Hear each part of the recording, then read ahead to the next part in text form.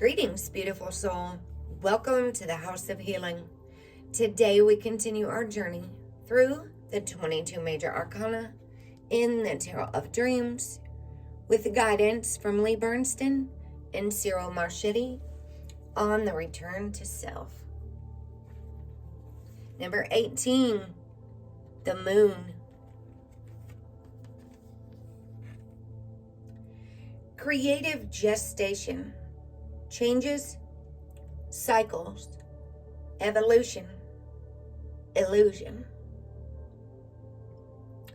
The 17th through 19th cards in the major arcana form an obvious progression. Star, moon, and sun. All astronomical objects, from smallest to largest, from weakest to brightest, when seen from the earth. This sequence suggests that the Fool is nearing the end of his voyage, and that the focus is shifting away from mundane affairs and psychological verities to a more cosmological viewpoint. In the moon, as in the previous card, a timeless mood is evoked, but with a very different flavor than that of the star. Toward the beginning of the sequence, in the Empress, a regal female figure displays her infant child, the product of her womb. Now in the moon, we've been transported into the womb itself. A fetus's eye view, so to speak.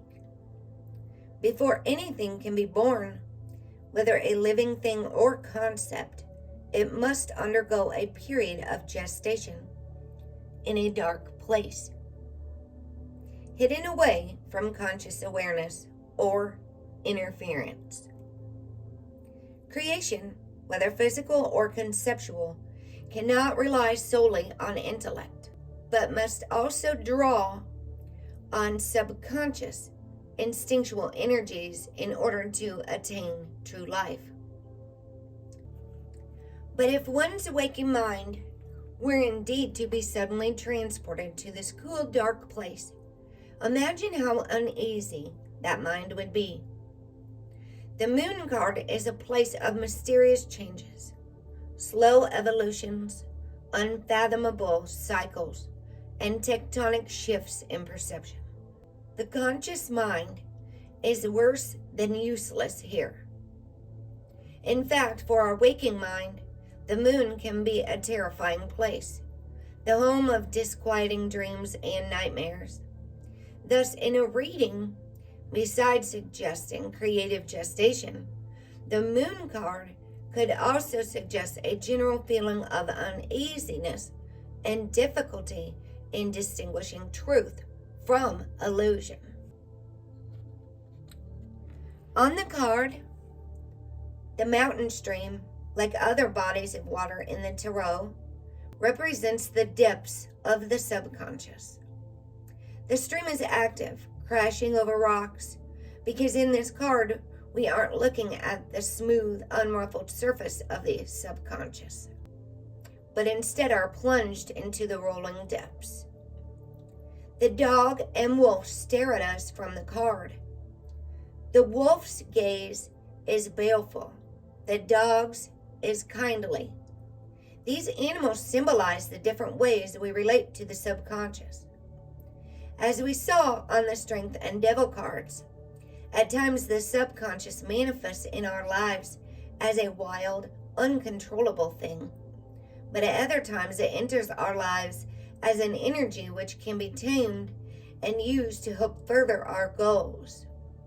The animals watch us expectantly, as if asking us how we will react to them, which will determine whether it will be the wild wolf or tame dog that will leap at us from this card.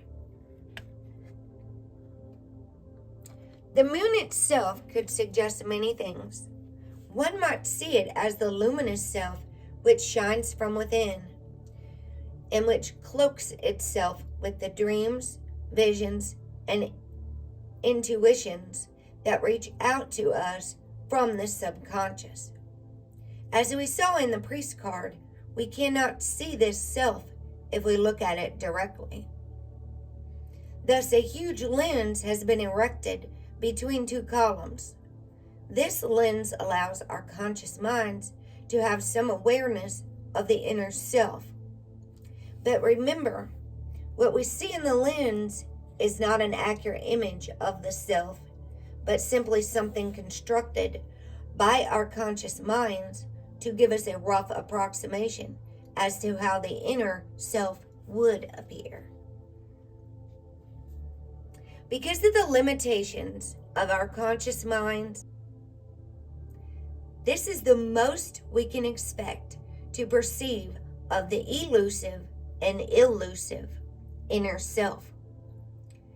However, even a projected image can have a profound impact on our lives. On older decks, the moon card usually includes a crab or lobster or crayfish struggling out of the water. The Tarot of Dreams image drives home the idea that you are the crustacean. After having your pretensions and assumptions ripped away by the Tower and Devil cards, you have become a small, vulnerable, primordial creature that must struggle out of the waters of the collective unconscious and build a new self-identity. Guarding the way are the dog and the wolf.